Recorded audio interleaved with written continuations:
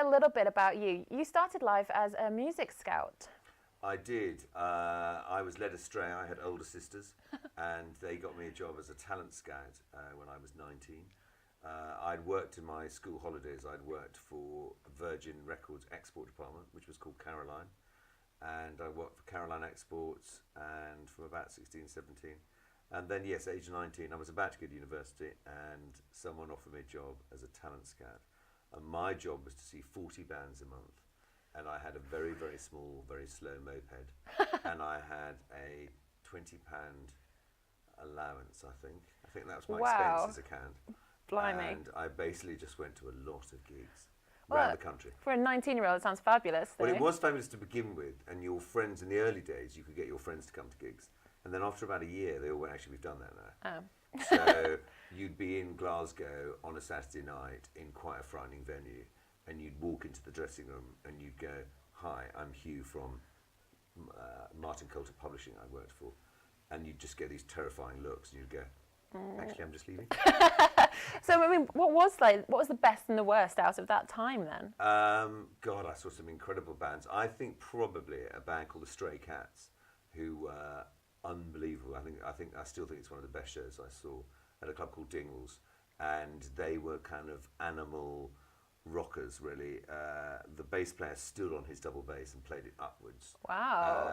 The drummer, just played a snare drum, and they were the most exciting band, and I was very close to signing them. And I had a little white Mini, and I managed to get them in the Mini, and I was taking them to some gig, and their hit record, still their great hit record, was a song called Runaway Boys, and they played it in the car with them singing in a Mini and humming and drumming on the back of the seat. No, a cappella. We were, right. And it was, and the whole Mini kind of rocked with this Runaway Boys. Anyhow, so that was exciting, and I saw loads of good things. Yeah, I can imagine.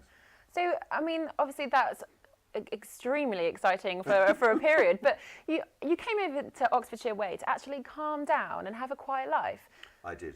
And then what happened? You decided to, you know what, I'm bored of a quiet life. I want to start my own music festival. Well, yes, I had a great friend of mine was doing corporate events at Cornbury Park, and although I was a tenant on the estate, I'd never actually been into the park.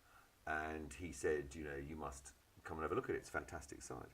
So I went along with him and one of the members of the family who thought he was a rally driver, actually, because we did a sort of rally circuit. I think my head hit the roof of the car probably more times than I care to mention. But I did manage to get a decent look at the site. And Cornbury Park has a history of festivals in the 17 and 1800s, and there's some quite interesting history there. So, like an idiot, I thought it was a really good idea to start a music festival because it would be my retirement. Oh, right, and then 12 years later? And 12 years later, it's not my retirement, but it has become quite a lovely thing that I'm proud of. We moved it 5 years ago to Great Tew, which is even a more beautiful site than Cornbury. And Tew is a very special, magical place. And it's grown to a comfortable size of between 12 and 14,000.